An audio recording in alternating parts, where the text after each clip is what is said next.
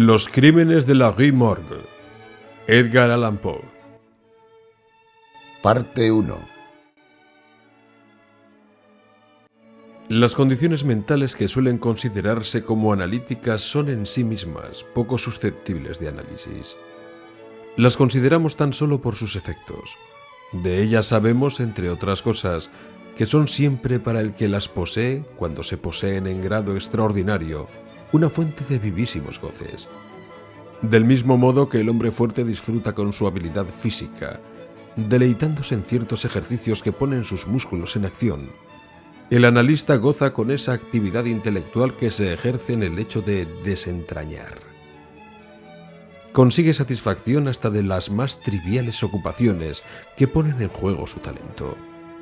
Se desvive por los enigmas, acertijos y jeroglíficos, y en cada una de las soluciones muestra un sentido de agudeza que parece al vulgo una penetración sobrenatural. Los resultados obtenidos por un solo espíritu y la esencia del método adquieren realmente la apariencia total de una intuición.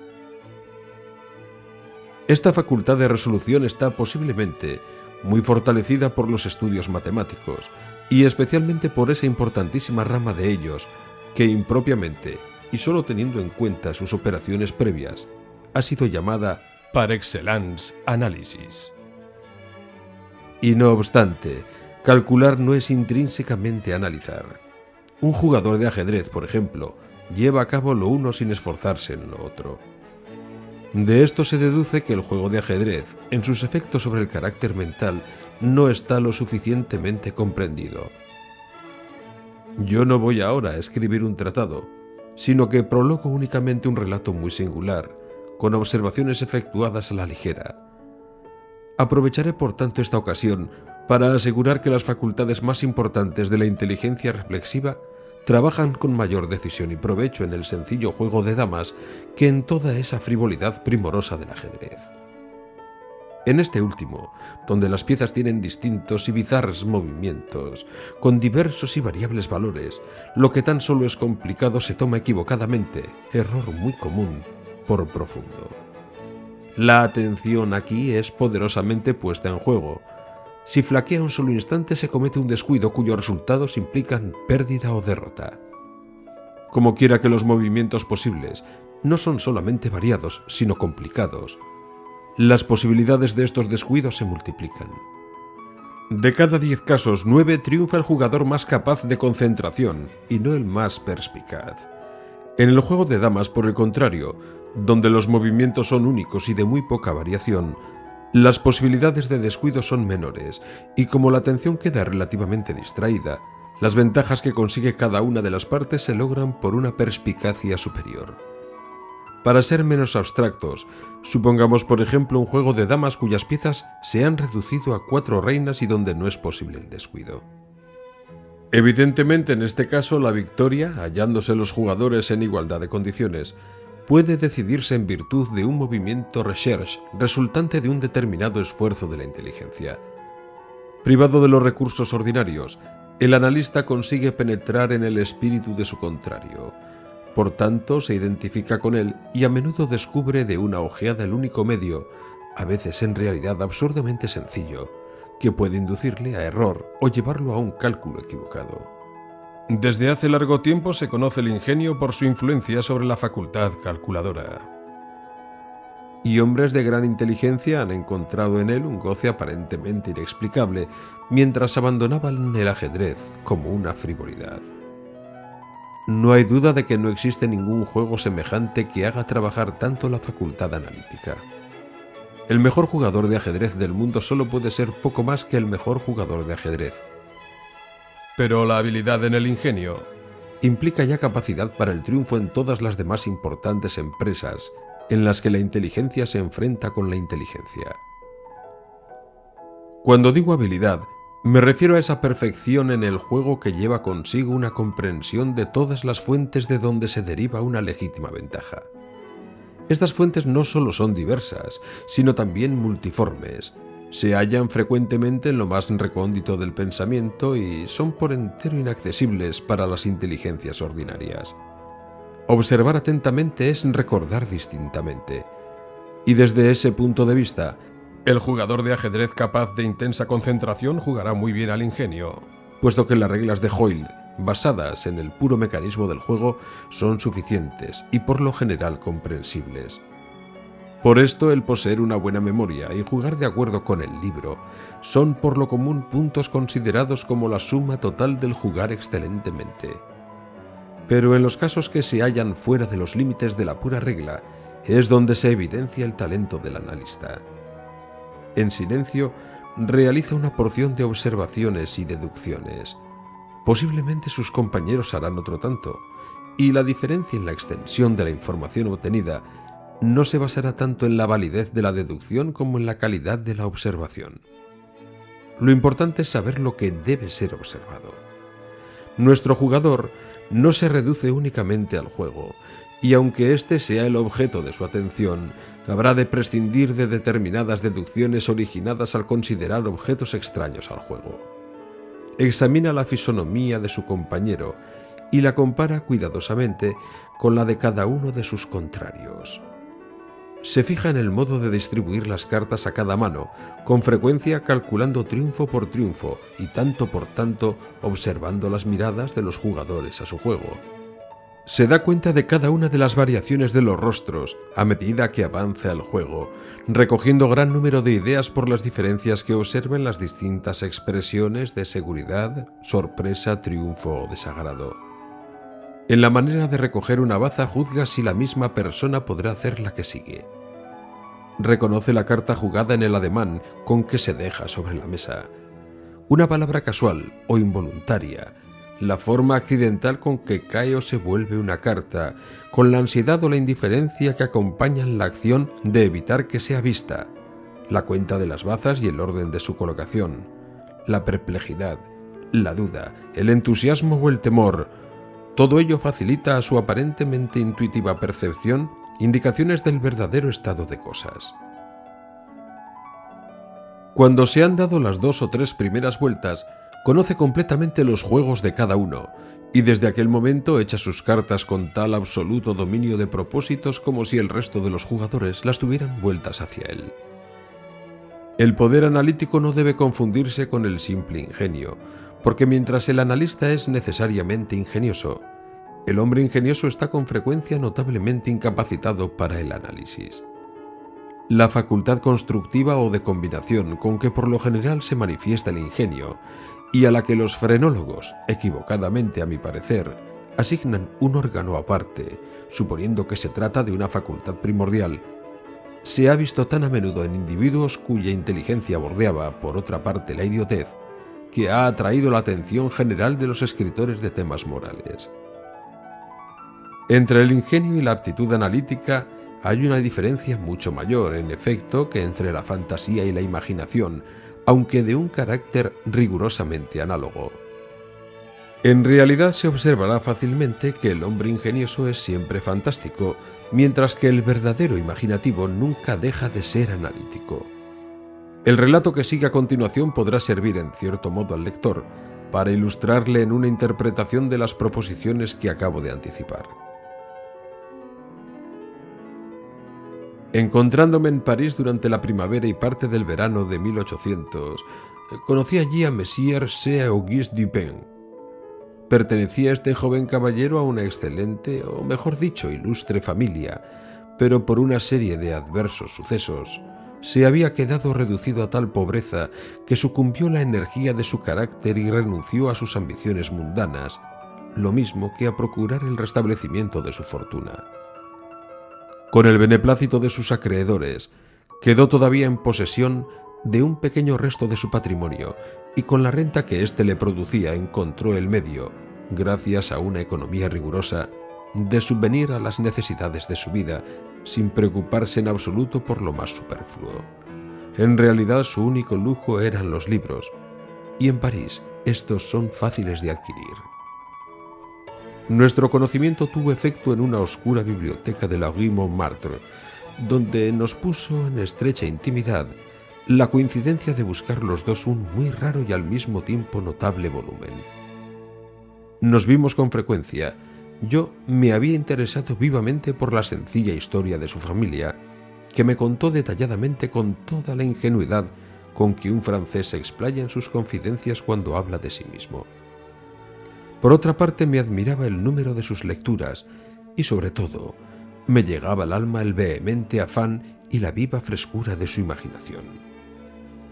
La índole de las investigaciones que me ocupaban entonces en París me hicieron comprender que la amistad de un hombre semejante era para mí un inapreciable tesoro.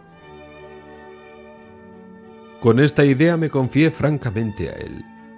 Por último, convinimos en que viviríamos juntos todo el tiempo que durase mi permanencia en la ciudad, y como mis asuntos económicos se desenvolvían menos embarazosamente que los suyos, me fue permitido participar en los gastos de alquiler y amueblar, de acuerdo con el carácter algo fantástico y melancólico de nuestro común temperamento, una vieja y grotesca casa abandonada hacía ya mucho tiempo, en virtud de ciertas supersticiones que no quisimos averiguar. Lo cierto es que la casa se estremecía como si fuera a hundirse en un retirado y desolado rincón del Faubourg Saint-Germain. Si hubiera sido conocida por la gente la rutina de nuestra vida en aquel lugar, nos hubieran tomado por locos, aunque de especie inofensiva. Nuestra reclusión era completa. No recibíamos visita alguna.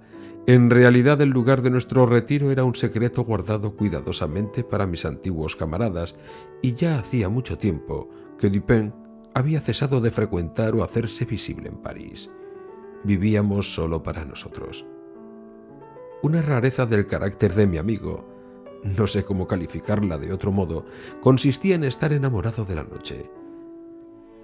Pero con esta bizarrerie, como con todas las demás suyas, condescendía yo tranquilamente y me entregaba a sus singulares caprichos con un perfecto abandón. No siempre podía estar con nosotros la negra divinidad, pero sí podíamos falsear su presencia. En cuanto la mañana alboreaba, cerrábamos inmediatamente los macizos postigos de nuestra vieja casa y encendíamos un par de bujías intensamente perfumadas y que solo daban un lívido y débil resplandor, bajo el cual entregábamos nuestras almas a sus ensueños. Leíamos, escribíamos o conversábamos hasta que el reloj nos advertía de la llegada de la verdadera oscuridad.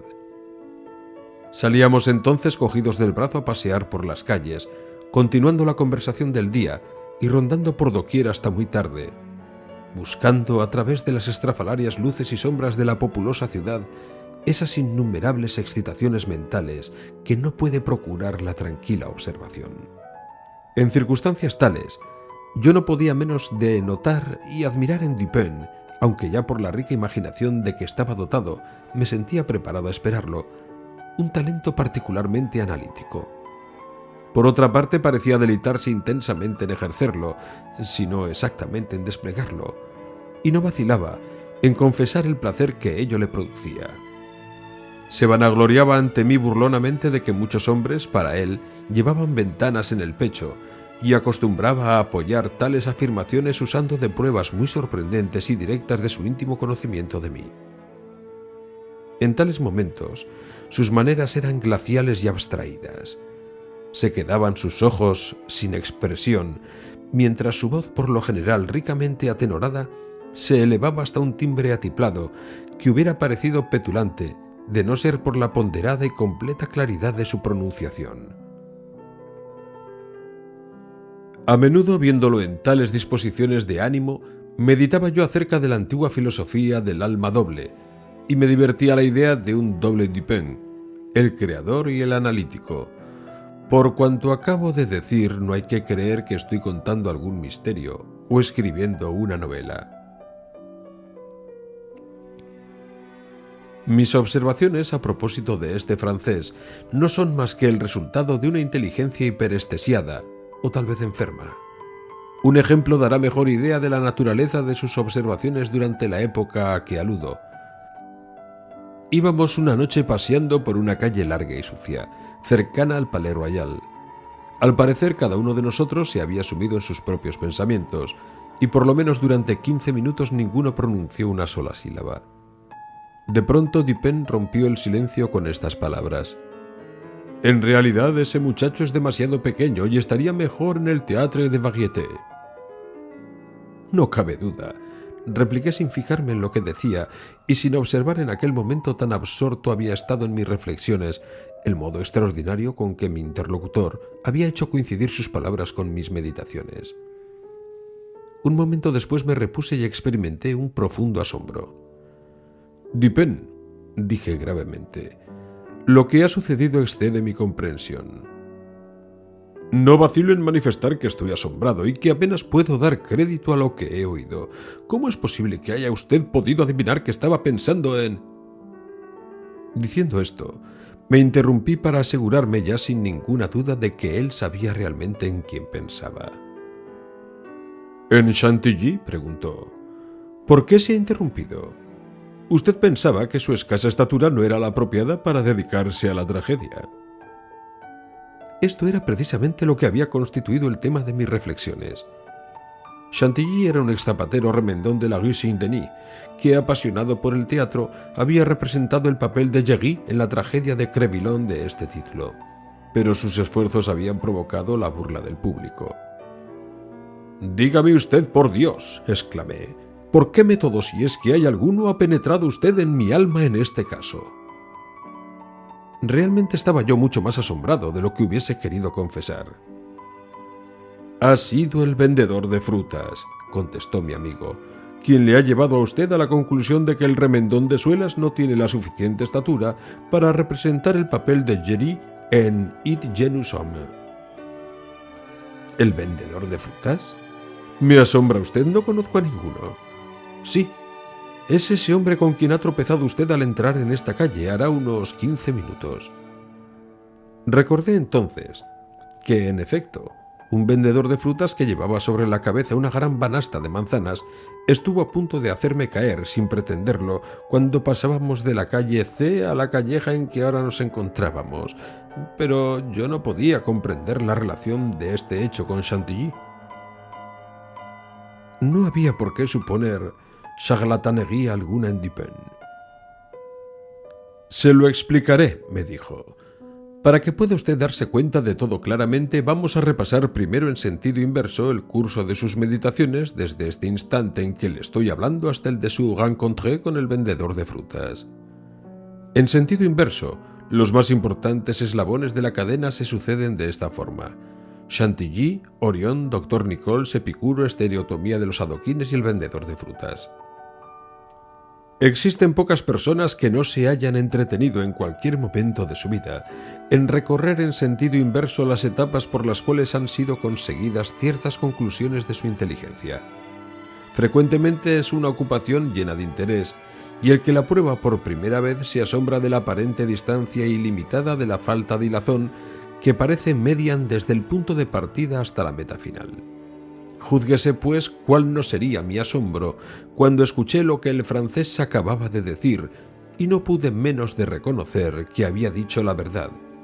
Continuó después de este modo: «Si mal no recuerdo, en el momento en que íbamos a dejar la calle C hablábamos de caballos. Este era el último tema que discutimos. Al entrar en esta calle, un vendedor de frutas que llevaba una gran banasta sobre la cabeza pasó velozmente ante nosotros y lo empujó a usted contra un montón de adoquines en un lugar donde la calzada se encuentra en reparación. Usted puso el pie sobre una de las piedras sueltas, resbaló y se torció levemente el tobillo. Aparentó usted cierto fastidio o mal humor, murmuró unas palabras, se volvió para observar el montón de adoquines y continuó luego caminando en silencio. Yo no prestaba particular atención a lo que usted hacía, pero desde hace mucho tiempo la observación se ha convertido para mí en una especie de necesidad. Caminaba usted con los ojos fijos en el suelo, mirando con malhumorada expresión los baches y rodadas del empedrado, por lo que deduje que continuaba usted pensando todavía en las piedras.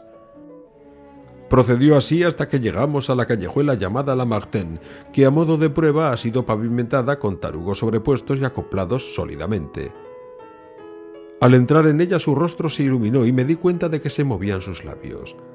Por este movimiento no me fue posible dudar que pronunciaba usted la palabra estereotomía, término que tan afectadamente se aplica a esta especie de pavimentación. Yo estaba seguro de que no podía usted pronunciar para sí la palabra estereotomía sin que esto le llevara a pensar en los átomos y por consiguiente en las teorías de Epicuro. Y como quiera que no hace mucho rato discutíamos este tema, le hice notar a usted de qué modo tan singular, y sin que ello haya sido muy notado, las vagas conjeturas de ese noble griego han encontrado en la reciente cosmogonía nebular su confirmación. He comprendido por esto que no podía usted resistir la tentación de levantar sus ojos a la gran nébula de Orión, y con toda seguridad he esperado que usted lo hiciera. En efecto, usted ha mirado a lo alto, y he adquirido entonces la certeza de haber seguido correctamente el hilo de sus pensamientos. Ahora bien, en la amarga tirada sobre Chantilly, publicada ayer en Le Musée, el escritor satírico, haciendo mortificantes alusiones al cambio de nombre del zapatero al calzarse el coturno, citaba un verso latino del que hemos hablado nosotros con frecuencia. Me refiero a este: Perdidit antiquum litera prima sonum. La antigua palabra perdió su primera letra. Yo le había dicho a usted que este verso se relacionaba con la palabra Orión, que en un principio se escribía Urión. Además, por determinadas discusiones un tanto apasionadas que tuvimos acerca de mi interpretación, tuve la seguridad de que usted no la habría olvidado. Por tanto, era evidente que asociaría usted las dos ideas, Orión y Chantilly, y esto lo he comprendido por la forma de la sonrisa que he visto en sus labios. ¿Ha pensado usted, pues, en aquella inmolación del pobre zapatero? Hasta ese momento usted había caminado con el cuerpo encorvado, pero a partir de entonces se irguió usted, recobrando toda su estatura. Este movimiento me ha confirmado que pensaba usted en la diminuta figura de Chantilly, y ha sido entonces cuando he interrumpido sus meditaciones para observar que por tratarse de un hombre de baja estatura estaría mejor Chantilly en el Théâtre des Variétés. Poco después de esta conversación, hojeábamos una edición de la tarde de la Gazette des Tribunaux, cuando llamaron nuestra atención los siguientes titulares: Extraordinarios crímenes. Esta madrugada, alrededor de las 3, los habitantes del Quartier Saint-Roch fueron despertados por una serie de espantosos gritos que parecían proceder del cuarto piso de una casa de la Rue Morgue, ocupada, según se dice, por una tal Madame L'Espanage y su hija Mademoiselle Camille L'Espanage. Después de algún tiempo empleado en infructuosos esfuerzos para poder penetrar buenamente en la casa, se forzó la puerta de entrada con una palanca de hierro y entraron 8 o 10 vecinos acompañados de 2 gendarmes. En ese momento cesaron los gritos, pero en cuanto aquellas personas llegaron apresuradamente al primer rellano de la escalera, se distinguieron 2 o más voces ásperas que parecían disputar violentamente y proceder de la parte alta de la casa. Cuando la gente llegó al segundo rellano cesaron también aquellos rumores y todo permaneció en absoluto silencio. Los vecinos recorrieron todas las habitaciones precipitadamente. Al llegar por último a una gran sala situada en la parte posterior del cuarto piso, cuya puerta hubo de ser forzada por estar cerrada interiormente con llave, se ofreció a los circunstantes un espectáculo que sobrecogió su ánimo, no solo de horror, sino de asombro. Se hallaba la habitación en violento desorden, rotos los muebles y diseminados en todas direcciones. No quedaba más lecho que la armadura de una cama cuyas partes habían sido arrancadas y tiradas por el suelo. Sobre una silla se encontró una navaja barbera manchada de sangre. Había en la chimenea 2 o 3 largos y abundantes mechones de pelo cano empapados en sangre y que parecían haber sido arrancados de raíz. En el suelo se encontraron 4 napoleones, un zarcillo adornado con un topacio, 3 grandes cucharas de plata, 3 cucharillas de metal d'Alger y 2 sacos conteniendo aproximadamente 4.000 francos en oro. En un rincón se hallaron los cajones de una cómoda abiertos y al parecer saqueados, aunque quedaban en ellos algunas cosas. Se encontró también un cofrecillo de hierro bajo la cama, no bajo su armadura. Se hallaba abierto y la cerradura contenía aún la llave.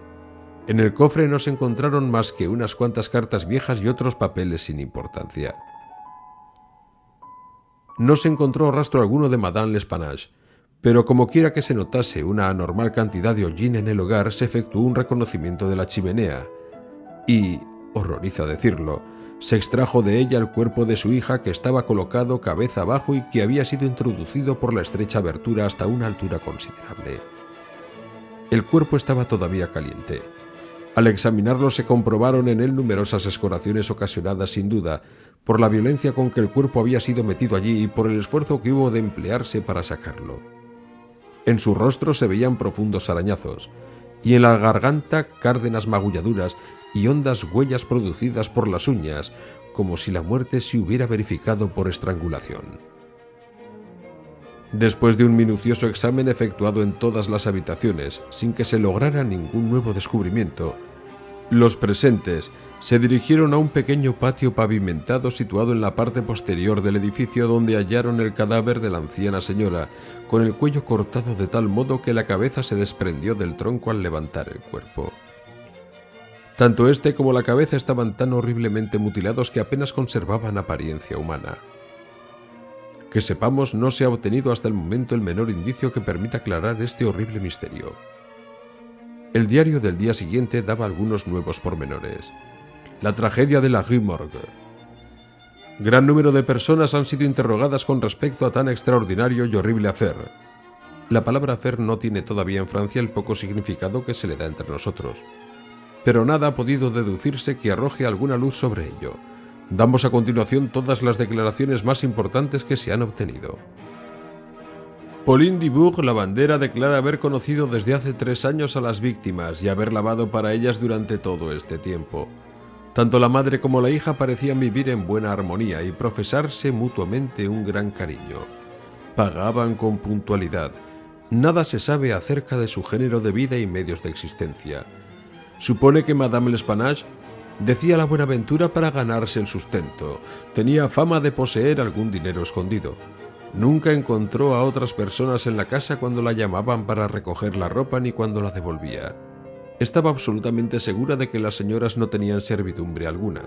Salvo el cuarto piso, no parecía que hubiera muebles en ninguna parte de la casa.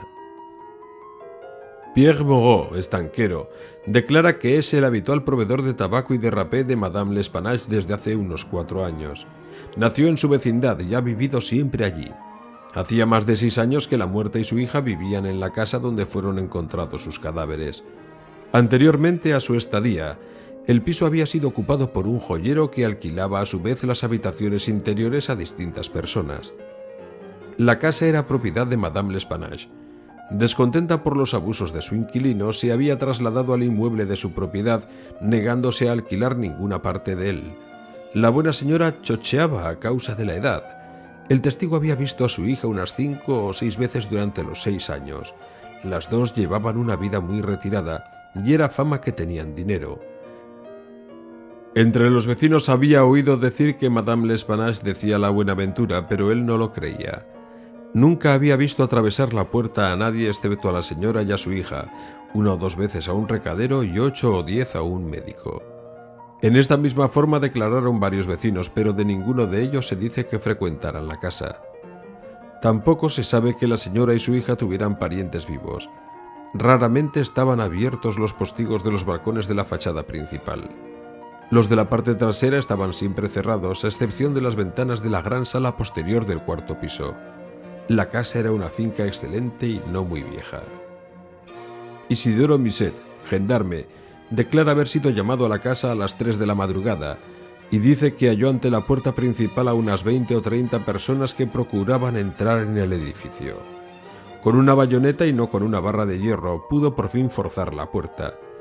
No halló grandes dificultades en abrirla porque era de 2 hojas y carecía de cerrojo y pasador en su parte alta.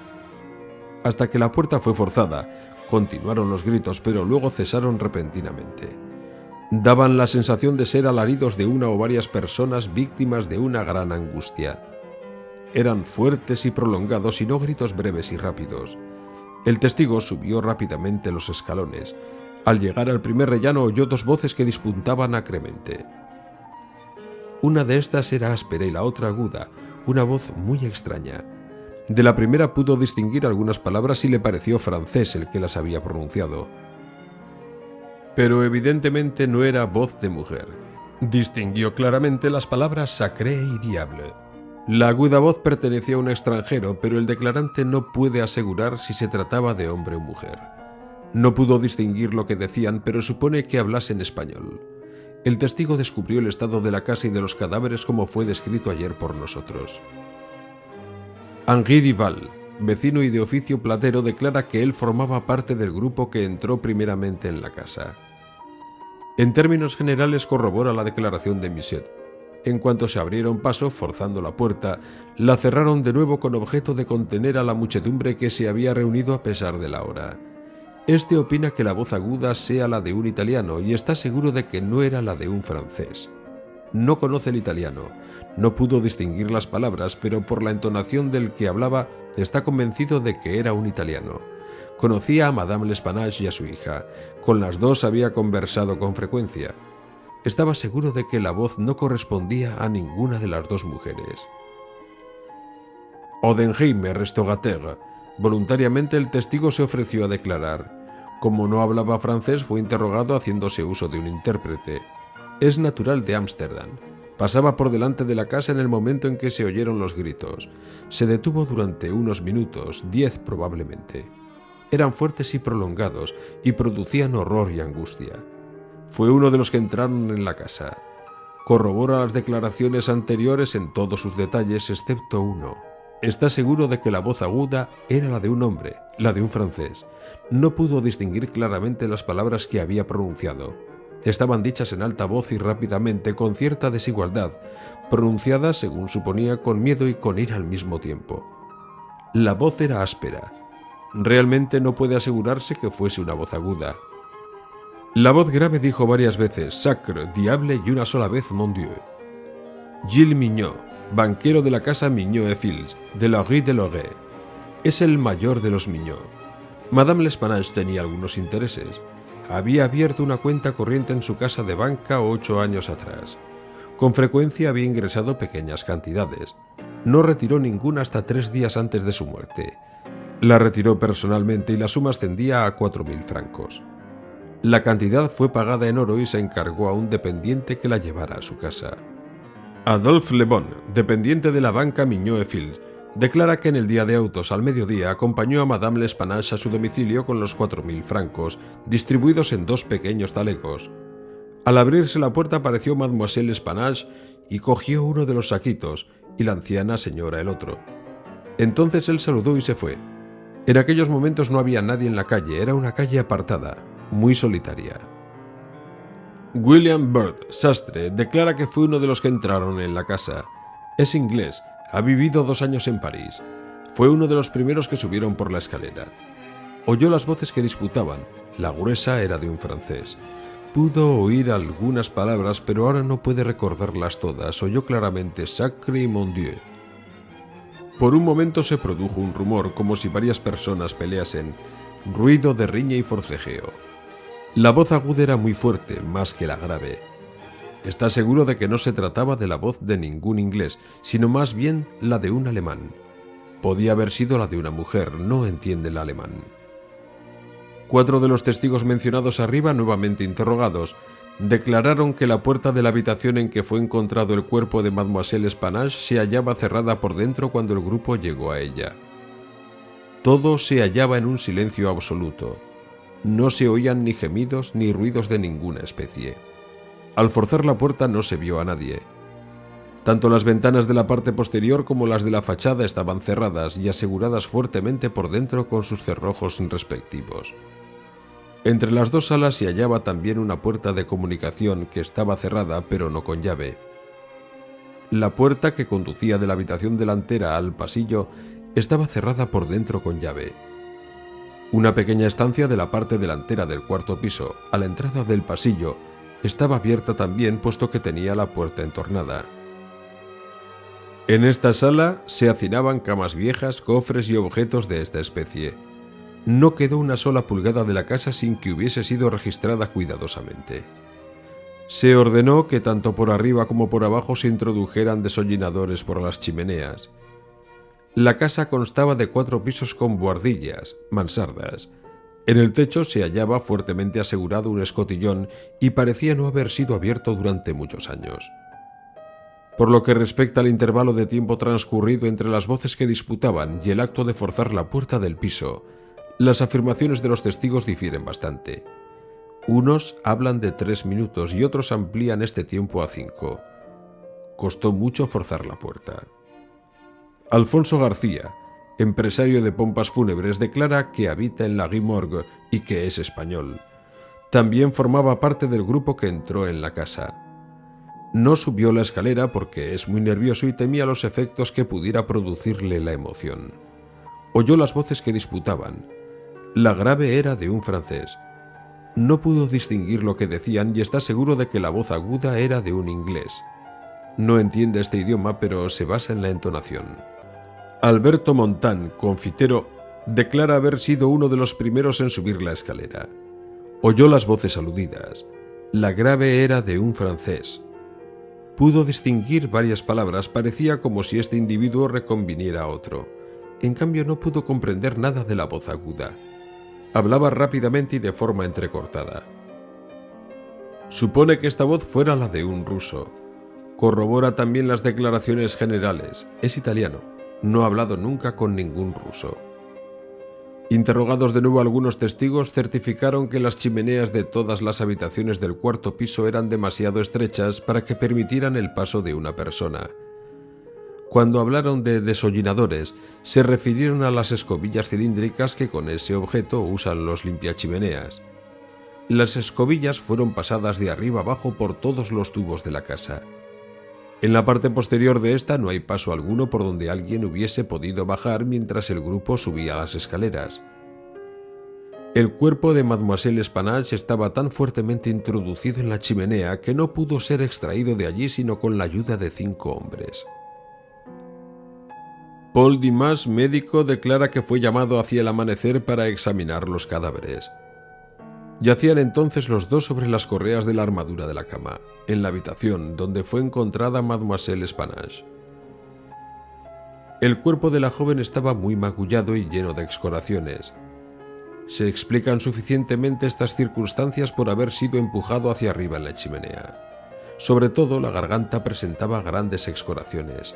Tenía también profundos arañazos bajo la barbilla, al lado de una serie de lívidas manchas que eran evidentemente impresiones de dedos. El rostro se hallaba horriblemente descolorido y los ojos fuera de sus órbitas. La lengua había sido mordida y seccionada parcialmente. Sobre el estómago se descubrió una gran magulladura, producida según se supone por la presión de una rodilla. Según Monsieur Dumas, Mademoiselle Spanache había sido estrangulada por alguna persona o personas desconocidas. El cuerpo de su madre estaba horriblemente mutilado. Todos los huesos de la pierna derecha y del brazo estaban poco o mucho quebrantados.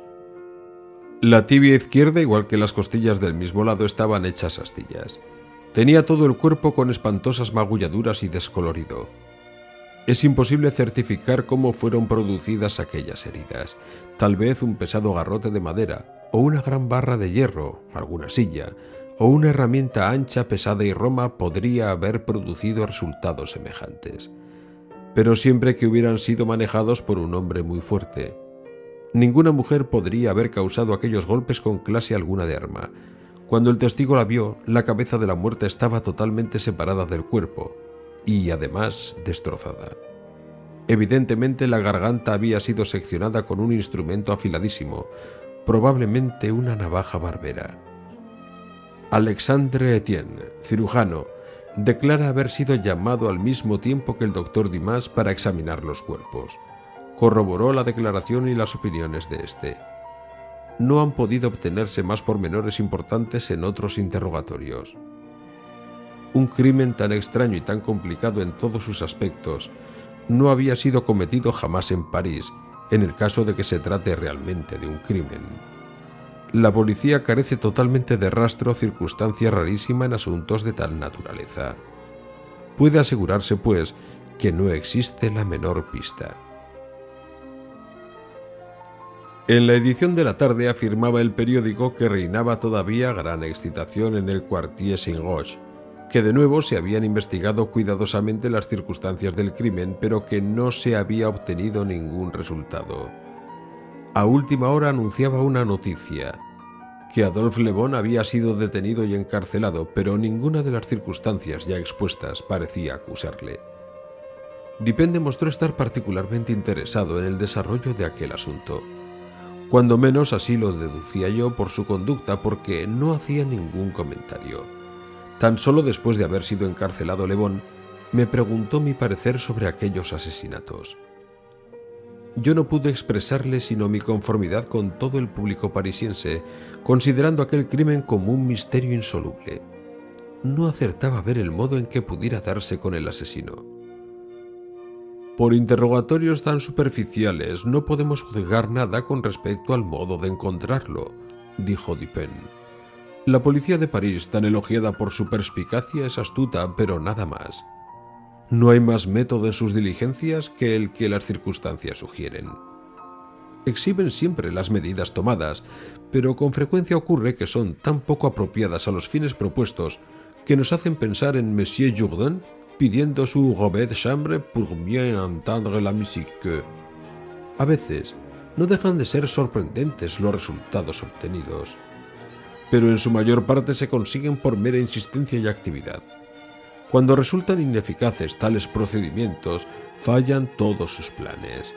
Vidocq, por ejemplo, era un excelente adivinador y un hombre perseverante, pero como su inteligencia carecía de educación, se equivocaba con frecuencia por la misma intensidad de sus investigaciones. Disminuía el poder de su visión por mirar el objeto tan de cerca. Era capaz de ver, probablemente, una o dos circunstancias con una poco corriente claridad, pero al hacerlo perdía necesariamente la visión total del asunto. Esto puede decirse que es el defecto de ser demasiado profundo.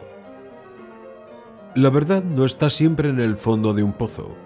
En realidad yo pienso que en cuanto a lo que más importa conocer, es invariablemente superficial.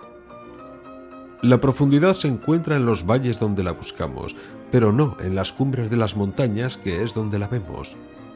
Las variedades y orígenes de esta especie de error tienen un magnífico ejemplo en la contemplación de los cuerpos celestes.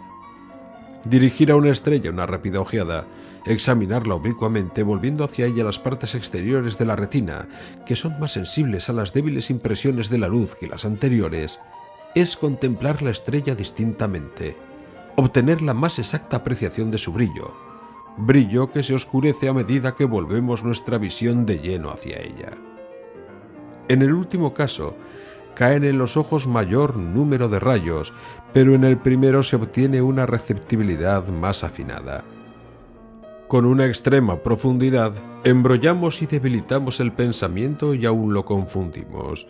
Podemos incluso lograr que Venus se desvanezca del firmamento si le dirigimos una atención demasiado sostenida, demasiado concentrada o demasiado directa. Por lo que respecta a estos asesinatos, examinemos algunas investigaciones por nuestra cuenta antes de formar de ellos una opinión. Una investigación como esta nos procurará una buena diversión. A mí me pareció impropia esta última palabra aplicada al presente caso, pero no dije nada. Y por otra parte, Le Bon ha comenzado por prestarme un servicio y quiero demostrarle que no soy un ingrato. Iremos al lugar del suceso y lo examinaremos con nuestros propios ojos. Conozco a G, el prefecto de policía, y no me será difícil conseguir el permiso necesario.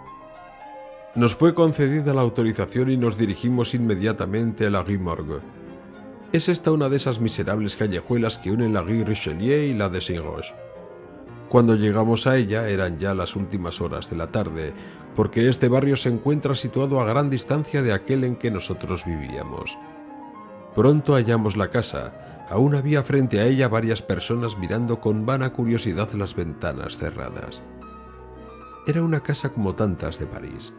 Tenía una puerta principal y en uno de sus lados había una casilla de cristales con un bastidor corredizo en la ventanilla y parecía ser la loge de concierge. Antes de entrar, nos dirigimos calle arriba y, torciendo de nuevo, pasamos a la fachada posterior del edificio. Dupin examinó durante todo este rato los alrededores, así como la casa, con una atención tan cuidadosa que me era imposible comprender su finalidad. Volvimos luego sobre nuestros pasos y llegamos ante la fachada de la casa. Llamamos a la puerta y, después de mostrar nuestro permiso, los agentes de guardia nos permitieron la entrada. Subimos las escaleras hasta llegar a la habitación donde había sido encontrado el cuerpo de Mademoiselle Espanage y donde se hallaban aún los dos cadáveres. Como de costumbre, había sido respetado el desorden de la habitación. nada vi de lo que se había publicado en la Gazette des Tribunaux. Dupin lo analizaba todo minuciosamente sin exceptuar los cuerpos de las víctimas. Pasamos inmediatamente a otras habitaciones y bajamos luego al patio. Un gendarme nos acompañó a todas partes y la investigación nos ocupó hasta el anochecer, marchándonos entonces. De regreso a nuestra casa, mi compañero se detuvo unos minutos en las oficinas de un periódico. He dicho ya que las rarezas de mi amigo eran muy diversas y que «je le manage», esta frase no tiene equivalente en inglés. Hasta el día siguiente, a mediodía, rehusó toda conversación sobre los asesinatos. Entonces me preguntó de pronto si yo había observado algo particular en el lugar del hecho. En su manera de pronunciar la palabra particular había algo que me produjo un estremecimiento sin saber por qué. «No, nada de particular», le dije. «Por lo menos nada más de lo que ya sabemos por el periódico». «Mucho me temo», me replicó, «que la Gazette no haya logrado penetrar en el insólito horror del asunto, pero dejemos las necias opiniones de este papelucho. Yo creo que si este misterio se ha considerado como insoluble, por la misma razón debería ser fácil de resolver, y me refiero al loutre carácter de sus circunstancias. La policía se ha confundido por la ausencia aparente de motivos que justifiquen no el crimen, sino la atrocidad con que ha sido cometido. Asimismo, les confunde la aparente imposibilidad de conciliar las voces que disputaban con la circunstancia de no haber hallado arriba sino a Mademoiselle Spanache asesinada y no encontrar la forma de que nadie saliera del piso sin ser visto por las personas que subían por las escaleras. El extraño desorden de la habitación, el cadáver metido con la cabeza hacia abajo en la chimenea, la mutilación espantosa del cuerpo de la anciana. Todas estas consideraciones, con las ya descritas y otras no dignas de mención, han sido suficientes para paralizar sus facultades, haciendo que fracasara por completo la tan cacareada perspicacia de los agentes del gobierno. Han caído en el grande aunque común error de confundir lo insólito con lo abstruso. Pero precisamente por estas desviaciones de lo normal es por donde ha de hallar la razón su camino en la investigación de la verdad, en el caso de que ese hallazgo sea posible. En investigaciones como la que estamos realizando ahora, no hemos de preguntarnos tanto ¿qué ha ocurrido? Como ¿qué ha ocurrido que no había ocurrido jamás hasta ahora? Realmente la sencillez con que yo he de llegar o he llegado ya a la solución de este misterio se halla en razón directa con su aparente falta de solución en el criterio de la policía. Con mudo asombro contemplé a mi amigo. «Estoy esperando ahora», continuó diciéndome mirando a la puerta de nuestra habitación, «a un individuo que, aun cuando probablemente no ha cometido esta carnicería, bien puede estar en cierta medida complicado en ella. Es probable que resulte inocente de la parte más desagradable de los crímenes cometidos. Creo no equivocarme en esta suposición porque en ella se funda mi esperanza de descubrir el misterio. Espero a este individuo aquí en esta habitación, y de un momento a otro. Cierto es que puede no venir, pero lo probable es que venga. Si viene, hay que detenerlo. Aquí hay unas pistolas, y los dos sabemos cómo usarlas cuando las circunstancias lo requieren». Sin saber lo que hacía ni lo que oía, tomé las pistolas, mientras Dupin continuaba hablando como si monologara.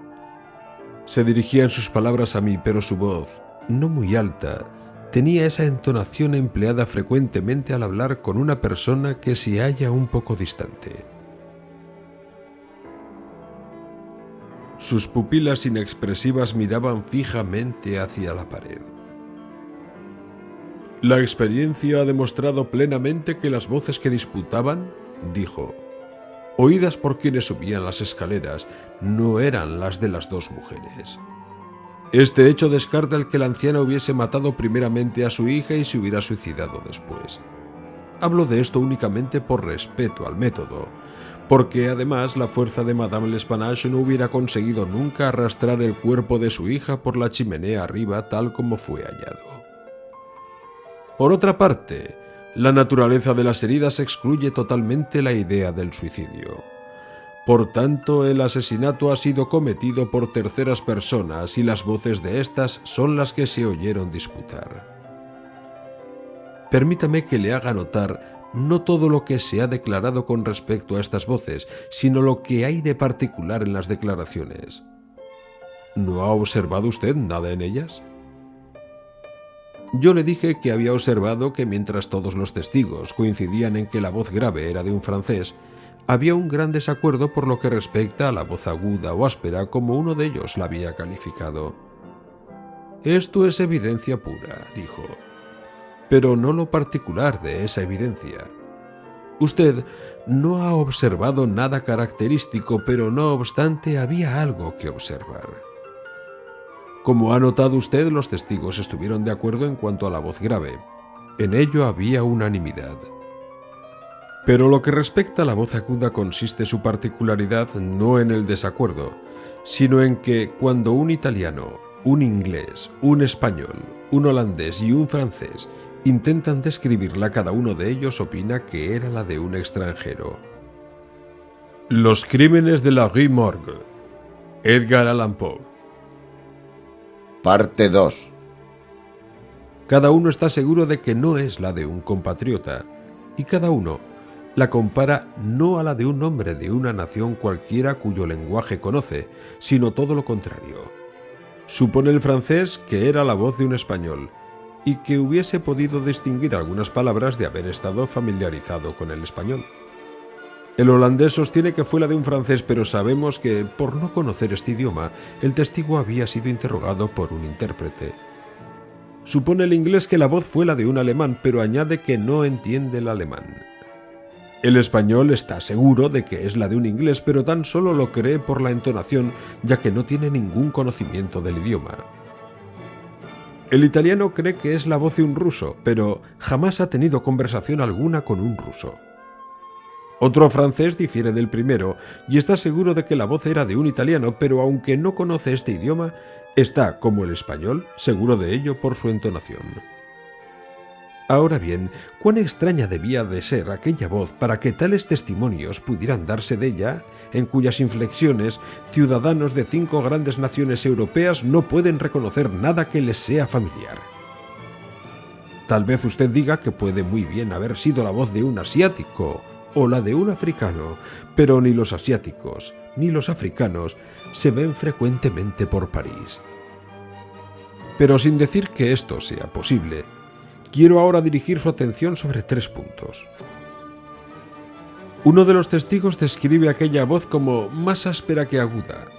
Otros dicen que es rápida y desigual. En este caso no hubo palabras, ni sonidos que se parezcan a ella, que ningún testigo mencionara como inteligibles. Ignoro qué impresión, continuó Dupin, puede haber causado en su entendimiento, pero no dudo en manifestar que las legítimas deducciones efectuadas con solo esta parte de los testimonios conseguidos, la que se refiere a las voces graves y agudas, bastan por sí mismas para motivar una sospecha que bien puede dirigirnos en todo ulterior avance en la investigación de este misterio. He dicho legítimas deducciones, pero así no queda del todo explicada mi intención. Quiero únicamente manifestar que esas deducciones son las únicas apropiadas y que mi sospecha se origine inevitablemente en ellas como una conclusión única. No diré todavía cuál es esa sospecha, tan solo deseo hacerle comprender a usted que para mí tiene fuerza bastante para dar definida forma, determinada tendencia, a mis investigaciones en aquella habitación. Mentalmente trasladémonos a ella. ¿Qué es lo primero que hemos de buscar allí? Los medios de evasión utilizados por los asesinos. No hay necesidad de decir que ninguno de los dos creemos en este momento en acontecimientos sobrenaturales. Madame y Mademoiselle Spanache no han sido evidentemente asesinadas por espíritus. Quienes han cometido el crimen fueron seres materiales y escaparon por procedimientos materiales. ¿De qué modo? Afortunadamente, solo hay una forma de razonar con respecto a este punto, y este habrá de llevarnos a una solución precisa. Examinemos pues uno por uno los posibles medios de evasión.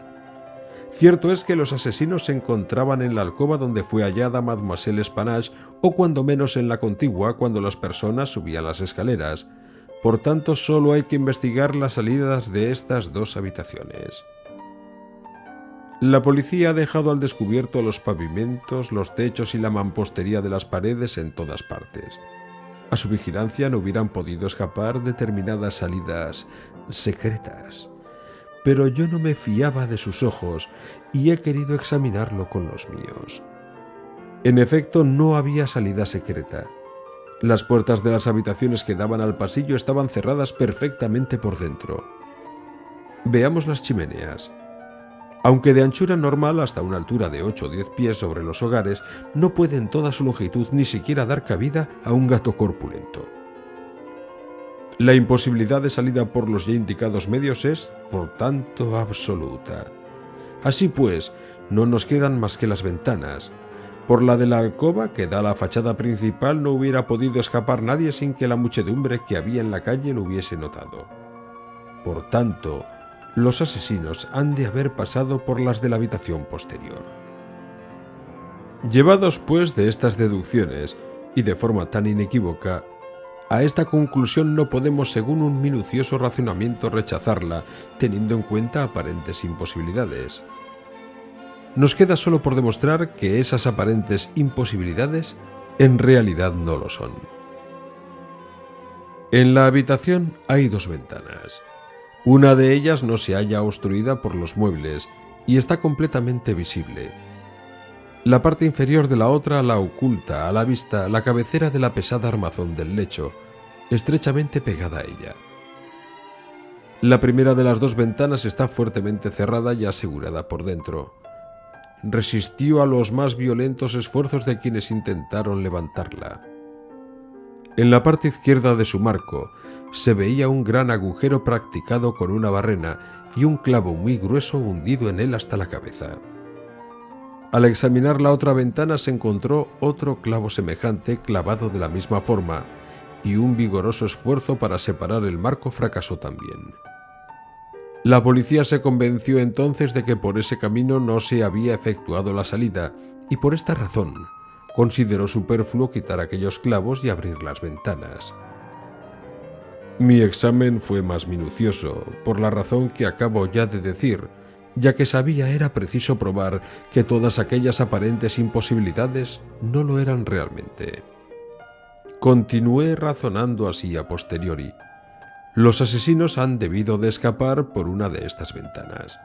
Suponiendo esto, no es fácil que pudieran haberlas sujetado por dentro como se las ha encontrado, consideración que por su evidencia paralizó las investigaciones de la policía en este aspecto. No obstante, las ventanas estaban cerradas y aseguradas. Era pues preciso que pudieran cerrarse por sí mismas. No había modo de escapar a esta conclusión. Fui directamente a la ventana no obstruida y con cierta dificultad extraje el clavo y traté de levantar el marco. Como yo suponía, resistió a todos los esfuerzos. Había pues evidentemente un resorte escondido, y este hecho, corroborado por mi idea, me convenció de que mis premisas, por muy misteriosas que apareciesen las circunstancias relativas a los clavos, eran correctas. Una minuciosa investigación me hizo descubrir pronto el oculto resorte. Lo oprimí y, satisfecho con mi descubrimiento, me abstuve de abrir la ventana. Volví entonces a colocar el clavo en su sitio, después de haberlo examinado atentamente. Una persona que hubiera pasado por aquella ventana podía haberla cerrado y haber funcionado solo el resorte, pero el clavo no podía haber sido colocado. Esta conclusión está clarísima y restringía mucho el campo de mis investigaciones. Los asesinos debían, por tanto, de haber escapado por la otra ventana. Suponiendo que los dos resortes fueran iguales, como era posible, debía pues de haber una diferencia entre los clavos, o por lo menos en su colocación. Me subí sobre las correas de la armadura del lecho y por encima de su cabecera examiné minuciosamente la segunda ventana. Pasando la mano por detrás de la madera, descubrí y apreté el resorte que, como yo había supuesto, era idéntico al anterior. Entonces examiné el clavo. Era del mismo grueso que el otro y aparentemente estaba clavado de la misma forma, hundido casi hasta la cabeza. Tal vez diga usted que me quedé perplejo, pero si piensa semejante cosa es que no ha comprendido bien la naturaleza de mis deducciones. Sirviéndome de un término deportivo, no me he encontrado ni una vez en falta. El rastro no se ha perdido ni un solo instante. En ningún eslabón de la cadena ha habido un defecto. Hasta su última consecuencia he seguido el secreto, y la consecuencia era el clavo. En todos sus aspectos, he dicho, aparentaba ser análogo al de la otra ventana, pero todo esto era nada, tan decisivo como parecía, comparado con la consideración de que en aquel punto terminaba mi pista. Debe de haber algún defecto en este clavo, me dije. Lo toqué y su cabeza, con casi un cuarto de su espiga, se me quedó en la mano. El resto quedó en el orificio donde se había roto. La rotura era antigua, como se deducía del óxido de sus bordes, y al parecer había sido producido por un martillazo que hundió una parte de la cabeza del clavo en la superficie del marco. Volví entonces a colocar cuidadosamente aquella parte en el lugar de donde la había separado, y su semejanza con un clavo intacto fue completa. La rotura era inapreciable. Apreté el resorte y levanté suavemente el marco unas pulgadas. Con él subió la cabeza del clavo, quedando fija en su agujero. Cerré la ventana y fue otra vez perfecta la apariencia del clavo entero.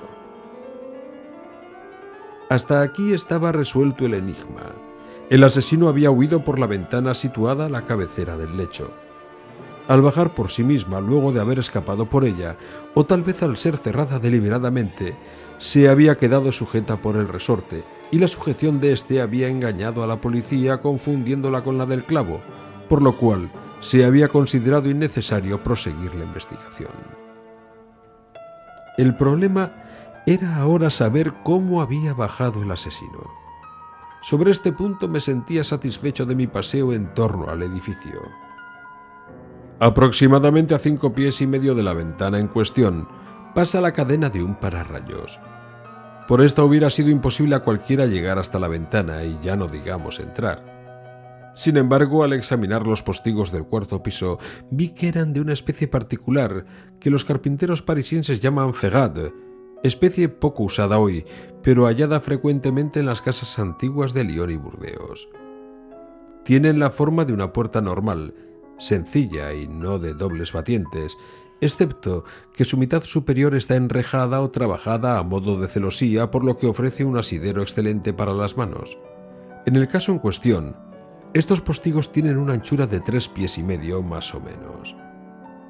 Cuando los vimos desde la parte posterior de la casa, los dos estaban abiertos hasta la mitad, es decir, formaban con la pared un ángulo recto.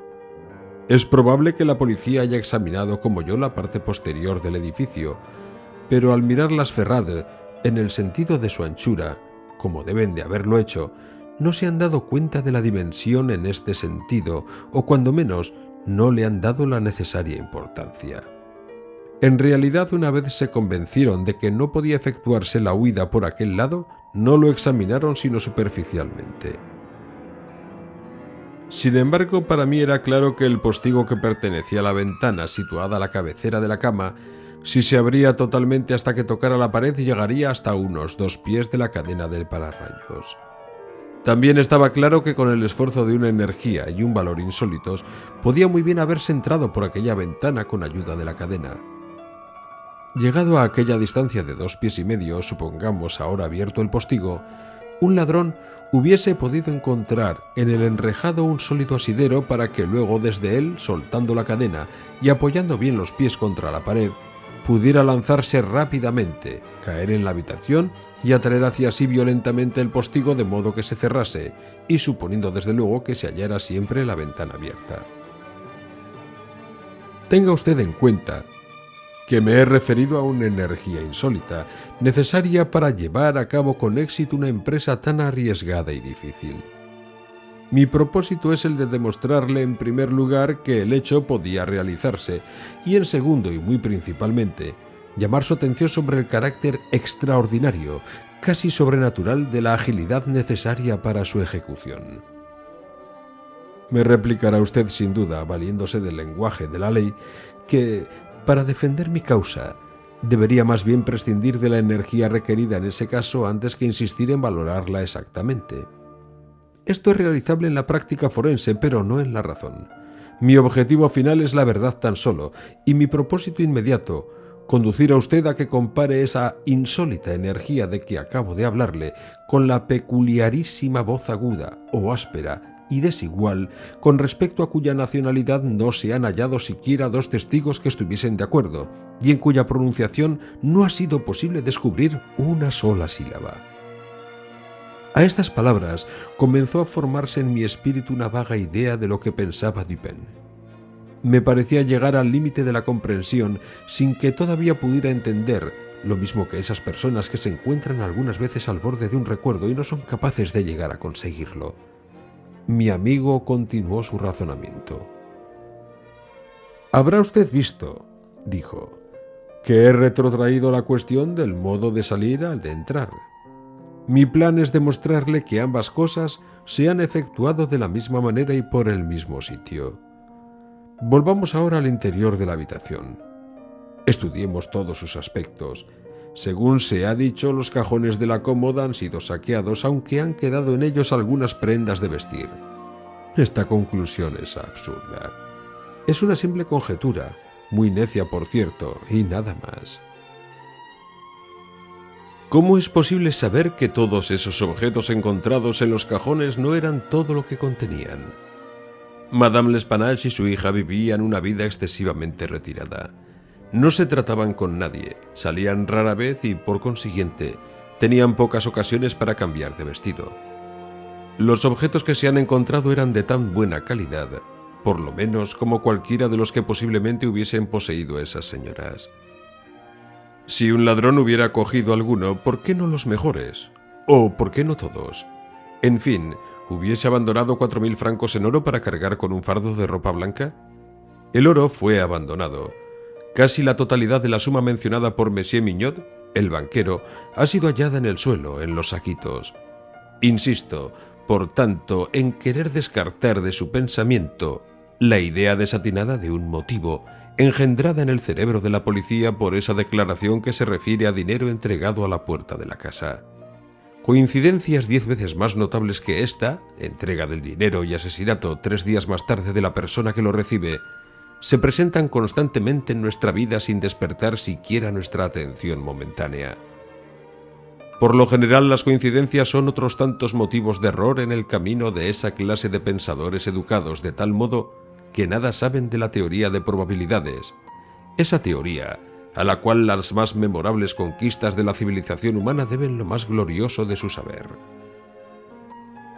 En este caso, si el oro hubiera desaparecido, el hecho de haber sido entregado 3 días antes hubiese podido parecer algo más que una coincidencia. Corroboraría la idea de un motivo, pero dadas las circunstancias reales del caso, si hemos de suponer que el oro ha sido el móvil del hecho, también debemos imaginar que quien lo ha cometido ha sido tan vacilante y tan idiota que ha abandonado al mismo tiempo el oro y el motivo. Fijados bien en nuestro pensamiento los puntos sobre los cuales he llamado su atención, la voz peculiar, la insólita agilidad y la sorprendente falta de motivo en un crimen de una atrocidad tan singular como este, examinemos por sí misma esta carnicería. Nos encontramos con una mujer estrangulada con las manos y metida cabeza abajo en una chimenea. Normalmente los criminales no emplean semejante procedimiento de asesinato. En el violento modo de introducir el cuerpo en la chimenea habrá usted de admitir que hay algo excesivamente exagerado, algo que está en desacuerdo con nuestras corrientes nociones respecto a los actos humanos, aun cuando supongamos que los autores de este crimen sean los seres más depravados. Por otra parte, piense usted cuán enorme debe de haber sido la fuerza que logró introducir tan violentamente el cuerpo hacia arriba en una abertura como aquella, por cuanto los esfuerzos unidos de varias personas apenas sí lograron sacarlo de ella. Fijemos ahora nuestra atención en otros indicios que ponen de manifiesto este vigor maravilloso. Había en el hogar unos espesos mechones de grises cabellos humanos. Habían sido arrancados de cuajo. ¿Sabe usted la fuerza que es necesaria para arrancar de la cabeza, aun cuando no sean más que 20 o 30 cabellos a la vez? Usted habrá visto tan bien como yo aquellos mechones. Sus raíces, que prueba de la prodigiosa fuerza que ha sido necesaria para arrancar tal vez 1 millar de cabellos a la vez. La garganta de la anciana no solo estaba cortada, sino que tenía la cabeza completamente separada del cuerpo, y el instrumento para esta operación fue una sencilla navaja barbera. Le ruego que se fije también en la brutal ferocidad de tal acto. No es necesario hablar de las magulladuras que aparecieron en el cuerpo de Madame L'Espanache. Monsieur Dumas y su honorable colega Monsieur Etienne han declarado que habían sido producidas por un instrumento romo. En ello estos señores están en lo cierto. El instrumento ha sido sin duda alguna el pavimento del patio sobre el que la víctima ha caído desde la ventana situada encima del lecho. Por muy sencilla que parezca ahora esta idea, escapó a la policía, por la misma razón que le impidió notar la anchura de los postigos, porque dada la circunstancia de los clavos, su percepción estaba herméticamente cerrada a la idea de que las ventanas hubieran podido ser abiertas. Si ahora, como añadidura a todo esto, ha reflexionado usted bien acerca del extraño desorden de la habitación, hemos llegado ya al punto de combinar las ideas de agilidad maravillosa, fuerza sobrehumana, bestial ferocidad, carnicería sin motivo, una grotesquerie en lo horrible, extraña en absoluto a la humanidad, y una voz extranjera por su acento para los oídos de hombres de distintas naciones y desprovista de todo silabeo que pudieran advertirse distinta e inteligiblemente. ¿Qué se deduce de todo ello? ¿Cuál es la impresión que ha producido en su imaginación? Al hacerme Dupin esta pregunta sentí un escalofrío. «Un loco ha cometido ese crimen», dije. «Algún lunático furioso que se habrá escapado de alguna maison de santé vecina». «En algunos aspectos», me contestó, «no es desacertada su idea. Pero hasta en sus más feroces paroxismos, las voces de los locos no se parecen nunca a esa voz peculiar oída desde la calle. Los locos pertenecen a una nación cualquiera y su lenguaje, aunque incoherente, es siempre articulado. Por otra parte, el cabello de un loco no se parece al que yo tengo en la mano. De los dedos rígidamente crispados de Madame L'Espanache he desenredado este pequeño mechón. ¿Qué puede usted deducir de esto?» «Dupin», exclamé completamente desalentado. «¡Qué cabello más raro! No es un cabello humano». «Yo no he dicho que lo fuera», me contestó. «Pero antes de decidir con respecto a este particular, le ruego que examine este pequeño diseño que he trazado en un trozo de papel. Es un facsímil que representa lo que una parte de los testigos han declarado como cárdenas magulladuras y profundos rasguños producidos por las uñas en el cuello de Mademoiselle L'Espanache y que los doctores Dumas y Etienne llaman una serie de manchas lívidas evidentemente producidas por la impresión de los dedos. Comprenderá usted», continuó mi amigo, desdoblando el papel sobre la mesa y ante nuestros ojos, «que este dibujo da idea de una presión firme y poderosa. Aquí no hay deslizamiento visible. Cada dedo ha conservado, quizás hasta la muerte de la víctima, la terrible presa en la cual se ha moldeado. Pruebe usted ahora a colocar sus dedos todos a un tiempo en las respectivas impresiones, tal como las ve usted aquí». Lo intenté en vano. «Es posible», continuó, «que no efectuemos esta experiencia de un modo decisivo. El papel está desplegado sobre una superficie plana y la garganta humana es cilíndrica. Pero aquí tenemos un tronco cuya circunferencia es poco más o menos la de la garganta. Arrolle a su superficie este diseño y volvamos a efectuar la experiencia». Lo hice así, pero la dificultad fue todavía más evidente que la primera vez. «Esta», dije, «no es la huella de una mano humana». «Ahora lea este pasaje de Cuvier», continuó Dupin. Era una historia anatómica minuciosa y general, del gran orangután salvaje de las islas de la India Oriental. Son harto conocidas de todo el mundo la gigantesca estatura, la fuerza y agilidad prodigiosas, la ferocidad salvaje y las facultades de imitación de estos mamíferos. Comprendí entonces de pronto todo el horror de aquellos asesinatos. La descripción de los dedos, dije cuando hube terminado la lectura, está perfectamente de acuerdo con este dibujo. Creo que ningún animal excepto el orangután de la especie que aquí se menciona puede haber dejado huellas como las que ha dibujado usted. Este mechón de pelo ralo tiene el mismo carácter que el del animal descrito por Cuvier, pero no me es posible comprender las circunstancias de este espantoso misterio. Hay que tener en cuenta, además, que se oyeron disputar dos voces, e indiscutiblemente una de ellas pertenecía a un francés. Cierto, y recordará usted una expresión atribuida casi unánimemente a esa voz por los testigos, la expresión «Mon Dieu». Y en tales circunstancias, uno de los testigos, Montani el confitero, la identificó como expresión de protesta o reconvención. Por tanto, yo he fundado en estas voces mis esperanzas de la completa solución de este misterio. Indudablemente un francés conoce el asesinato. Es posible, y en realidad más que posible, probable, que él sea inocente de toda participación en los hechos sangrientos que han ocurrido. Puede habérsele escapado el orangután y puede haber seguido su rastro hasta la habitación. Pero dadas las agitadas circunstancias que se hubieran producido, pudo no haberle sido posible capturarle de nuevo. Todavía anda suelto el animal. No es mi propósito continuar estas conjeturas, y las califico así porque no tengo derecho a llamarlas de otro modo, ya que los atisbos de reflexión en que se fundan apenas alcanzan la suficiente base para ser apreciables incluso para mi propia inteligencia, y además porque no puedo hacerlas inteligibles para la comprensión de otra persona. Llamémoslas, pues, conjeturas y considerémoslas así. Si, como yo supongo, el francés a que me refiero es inocente de tal atrocidad, este anuncio que a nuestro regreso dejé en las oficinas de Le Monde, un periódico consagrado a intereses marítimos y muy buscado por los marineros, nos lo traerá a casa. Me entregó el periódico y leí: Captura.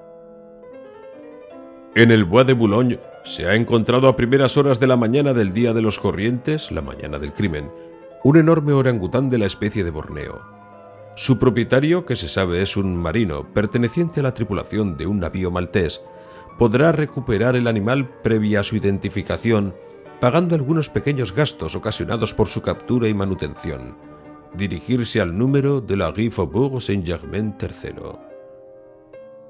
¿Cómo ha podido usted saber, le pregunté a Dupin, que el individuo de que se trata es marinero y está enrolado en un navío maltés? Yo no lo conozco, repuso Dupin. No estoy seguro de que exista, pero tengo aquí este pedacito de cinta que, a juzgar por su forma y su grasiento aspecto, ha sido usada evidentemente para anudar los cabellos en forma de esas largas guerras a que tan aficionados son los marineros. Por otra parte, este lazo saben anudarlo muy pocas personas y es característico de los malteses. Recogí esta cinta al pie de la cadena del pararrayos. No puede pertenecer a ninguna de las dos víctimas. Todo lo más, si me he equivocado en mis deducciones con respecto a este lazo, es decir, pensando que ese francés sea un marinero enrolado en un navío maltés, no habré perjudicado a nadie diciendo lo que he dicho en el anuncio. Si me he equivocado, supondrá él que algunas circunstancias me engañaron y no se tomará el trabajo de inquirirlas. Pero si acierto, habremos dado un paso muy importante. Aunque inocente del crimen, el francés habrá de conocerlo y vacilará entre si debe responder o no al anuncio y reclamar o no al orangután. Sus razonamientos serán los siguientes: soy inocente, soy pobre, mi orangután vale mucho dinero, una verdadera fortuna para un hombre que se encuentra en mi situación. ¿Por qué he de perderlo por un vano temor al peligro? Lo tengo aquí, a mi alcance. Lo encontraron en el Bois de Boulogne, a mucha distancia del escenario de aquel crimen. ¿Quién sospecharía que un animal ha cometido semejante acción? La policía está despistada, no ha obtenido el menor indicio. Dado el caso de que sospecharan del animal, sería imposible demostrar que yo tengo conocimiento del crimen ni mezclarme en él por el solo hecho de conocerlo. Además, me conocen. El anunciante me señala como dueño del animal, no sé hasta qué punto llega este conocimiento. Si soslayo el reclamar una propiedad de tanto valor y que, además, se sabe que es mía, concluiré haciendo sospechoso al animal. No es prudente llamar la atención sobre mí ni sobre él. Contestaré, por tanto, a este anuncio, recobraré mi orangután y le encerraré hasta que se haya olvidado por completo este asunto. En este instante, oímos pasos en la escalera. «Esté preparado», me dijo Dupin. «Coja sus pistolas, pero no haga uso de ellas, ni las enseñe hasta que yo le haga una señal». Habíamos dejado abierta la puerta principal de la casa. El visitante entró sin llamar y subió algunos peldaños de la escalera. Ahora, sin embargo, parecía vacilar. Le oímos descender. Dupin se precipitó hacia la puerta, pero en aquel instante le oímos subir de nuevo. Ahora ya no retrocedía por segunda vez, sino que subió con decisión y llamó a la puerta de nuestro piso. «¡Adelante!», dijo Dupin con voz satisfecha y alegre. Entró un hombre. A no dudarlo, era un marinero. Un hombre alto, fuerte, musculoso, con una expresión de arrogancia no del todo desagradable. Su rostro, muy atezado, estaba oculto en más de su mitad por las patillas y el mustaquio. Estaba provisto de un grueso garrote de roble y no parecía llevar otras armas. Saludó inclinándose torpemente, pronunciando un buenas tardes con acento francés, el cual, aunque bastardeado levemente por el suizo, daba a conocer a las claras su origen parisiense. «Siéntese, amigo», dijo Dupin. «Supongo que viene a reclamar su orangután. Le aseguro que casi se lo envidio. Es un hermoso animal y, sin duda alguna, de mucho precio. ¿Qué edad cree usted que tiene?» El marinero suspiró hondamente, como quien se libra de un peso intolerable, y contestó luego con voz firme. «No puedo decírselo, pero no creo que tenga más de 4 o 5 años. ¿Lo tiene usted aquí?» «Oh, no. Esta habitación no reúne condiciones para ello. Está en una cuadra de alquiler en la Rue du Bourg, cerca de aquí. Mañana por la mañana, si usted quiere, podrá recuperarlo. Supongo que vendrá preparado para demostrar su propiedad». «Sin duda alguna, señor». «Mucho sentiré tener que separarme de él», dijo Dupin. «No pretendo que se haya usted tomado tantas molestias para nada, señor», dijo el hombre. «Ni pensarlo. Estoy dispuesto a pagar una gratificación por el hallazgo del animal, mientras sea razonable». «Bien», contestó mi amigo. «Todo esto es, sin duda, muy justo. Veamos qué voy a pedirle». «Ah, ya sé, se lo diré ahora. Mi gratificación será esta. Ha de decirme usted cuanto sepa con respecto a los asesinatos de la Rue Morgue». Estas últimas palabras las dijo Dupin en voz muy baja y con una gran tranquilidad. Con análoga tranquilidad se dirigió hacia la puerta, la cerró y se guardó la llave en el bolsillo. Luego sacó la pistola y, sin mostrar agitación alguna, la dejó sobre la mesa. La cara del marinero enrojeció como si se hallara en un arrebato de sofocación. Se levantó y empuñó su bastón, pero inmediatamente se dejó caer sobre la silla, con un temblor convulsivo y con el rostro de un cadáver. No dijo una sola palabra y le compadecí de todo corazón. «Amigo mío», dijo Dupin bondadosamente, «le aseguro que se alarma usted sin motivo alguno. No es nuestro propósito causarle el menor daño. Le doy a usted mi palabra de honor de caballero y francés que nuestra intención no es perjudicarle. Sé perfectamente que nada tiene usted que ver con las atrocidades de la Rue Morgue. Sin embargo, no puedo negar que en cierto modo está usted complicado. Por cuanto le digo, comprenderá usted perfectamente que, con respecto a este punto, poseo excelentes medios de información, medios en los cuales no hubiera usted pensado jamás. El caso está ya claro para nosotros. Nada ha hecho usted que haya podido evitar. Naturalmente, nada que lo haga a usted culpable. Nadie puede acusarle de haber robado, pudiendo haberlo hecho con toda impunidad, y no tiene tampoco nada que ocultar. También carece de motivos para hacerlo. Además, por todos los principios del honor, está usted obligado a confesar cuanto sepa. Se ha encarcelado a un inocente a quien se acusa de un crimen cuyo autor solamente usted puede señalar. Cuando Dupin hubo pronunciado estas palabras, ya el marinero había recobrado un poco su presencia de ánimo, pero toda su arrogancia había desaparecido. «¡Que Dios me ampare!», exclamó después de una breve pausa. «Le diré cuanto sepa sobre el asunto, pero estoy seguro de que no creerá usted ni la mitad siquiera. Estaría loco si lo creyera. Sin embargo, soy inocente, y aunque me cueste la vida, le hablaré con franqueza». En resumen, fue esto lo que nos contó. Había hecho recientemente un viaje al archipiélago índico. Él formaba parte de un grupo que desembarcó en Borneo y pasó al interior para una excursión de placer. Entre él y un compañero suyo habían dado captura al orangután. Su compañero murió y el animal quedó de su exclusiva pertenencia. Después de muchas molestias producidas por la ferocidad indomable del cautivo, durante el viaje de regreso consiguió por fin alojarlo en su misma casa en París, donde, para no atraer sobre él la curiosidad insoportable de los vecinos, lo recluyó cuidadosamente con objeto de que curase de una herida que se había producido en un pie con una astilla a bordo de su buque. Su proyecto era venderlo. Una noche, o mejor dicho, una mañana, la del crimen, al volver de una francachela celebrada con algunos marineros, encontró al animal en su alcoba. Se había escapado del cuarto contiguo donde él creía tenerlo seguramente encerrado. Se hallaba sentado ante un espejo teniendo una navaja de afeitar en una mano.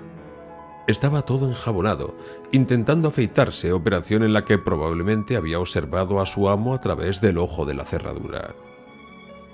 Aterrado viendo tan peligrosa arma en manos de un animal tan feroz, y sabiéndole muy capaz de hacer uso de ella, el hombre no supo qué hacer durante un segundo. Frecuentemente había conseguido dominar al animal en sus accesos más furiosos utilizando un látigo y recurrió a él también en aquella ocasión. Pero al ver el látigo, el orangután saltó de repente fuera de la habitación, echó a correr escaleras abajo y, viendo una ventana desgraciadamente abierta, salió a la calle. El francés, desesperado, corrió tras él. El mono, sin soltar la navaja, se paraba de vez en cuando, se volvía y le hacía muecas hasta que el hombre llegaba cerca de él. Entonces escapaba de nuevo. La persecución duró así un buen rato. Se hallaban las calles en completa tranquilidad porque serían las 3 de la madrugada. Al descender por un pasaje situado detrás de la Rue Morgue, la atención del fugitivo fue atraída por una luz procedente de la ventana abierta de la habitación de Madame L'Espanache en el cuarto piso.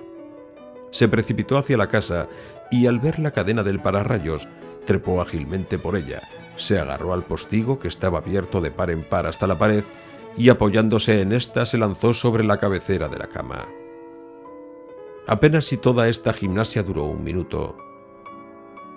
El orangután, al entrar en la habitación, había rechazado contra la pared el postigo, que de nuevo quedó abierto.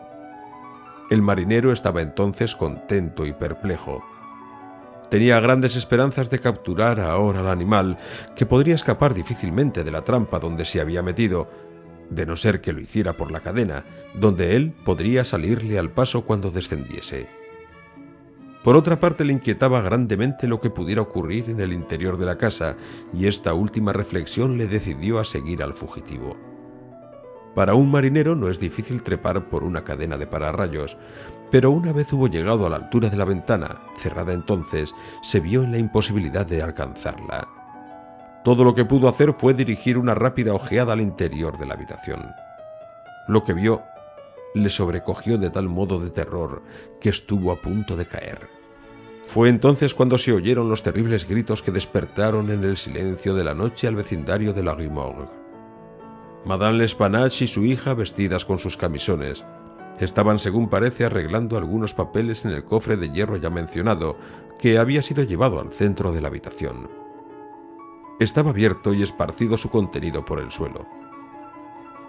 Sin duda, las víctimas se hallaban de espaldas a la ventana, y a juzgar por el tiempo que transcurrió entre la llegada del animal y los gritos, es probable que no se dieran cuenta inmediatamente de su presencia. El golpe del postigo debió de ser verosímilmente atribuido al viento. Cuando el marinero miró al interior, el terrible animal había asido a Madame L'Espanache por los cabellos, que en aquel instante tenía sueltos por estarse peinando, y movía la navaja ante su rostro imitando los ademanes de un barbero. La hija yacía inmóvil en el suelo, desvanecida. Los gritos y los esfuerzos de la anciana, durante los cuales estuvo arrancando el cabello de su cabeza, tuvieron el efecto de cambiar los probables propósitos pacíficos del orangután en pura cólera. Con un decidido movimiento de su hercúleo brazo le separó casi la cabeza del tronco. A la vista de la sangre, su ira se convirtió en frenesí. Con los dientes apretados y despidiendo llamas por los ojos, se lanzó sobre el cuerpo de la hija y clavó sus terribles garras en su garganta sin soltarla hasta que expiró. Sus extraviadas y feroces miradas se fijaron entonces en la cabecera del lecho, sobre la cual la cara de su amo, rígida por el horror, apenas si se distinguía en la oscuridad. La furia de la bestia, que recordaba todavía el terrible látigo, se convirtió instantáneamente en miedo. Comprendiendo que lo que había hecho le hacía acreedor de un castigo, pareció deseoso de ocultar su sangrienta acción. Con la angustia de su agitación y nerviosismo comenzó a dar saltos por la alcoba, derribando y destrozando los muebles con sus movimientos y levantando los colchones del lecho. Por fin, se apoderó del cuerpo de la joven y a empujones lo introdujo por la chimenea en la posición en que fue encontrado. Inmediatamente después se lanzó sobre el de la madre y lo precipitó de cabeza por la ventana. Al ver que el mono se acercaba a la ventana con su mutilado fardo, el marinero retrocedió horrorizado hacia la cadena y, más que agarrándose, dejándose deslizar por ella, se fue inmediata y precipitadamente a su casa, con el temor de las consecuencias de aquella horrible carnicería, y abandonando gustosamente, tal fue su espanto, toda preocupación por lo que pudiera sucederle al orangután. Así pues, las voces oídas por la gente que subía las escaleras fueron sus exclamaciones de horror mezcladas con los diabólicos parloteos del animal. Poco me queda que añadir. Antes del amanecer, el orangután debió de huir de la alcoba utilizando la cadena del pararrayos. Maquinalmente cerraría la ventana al pasar por ella. Tiempo más tarde, fue capturado por su dueño, quien lo vendió por una fuerte suma para el Jardin des Plantes. Después de haber contado cuanto sabíamos, añadiendo algunos comentarios por parte de Dupin en el bureau del prefecto de policía, Le Bon fue puesto inmediatamente en libertad.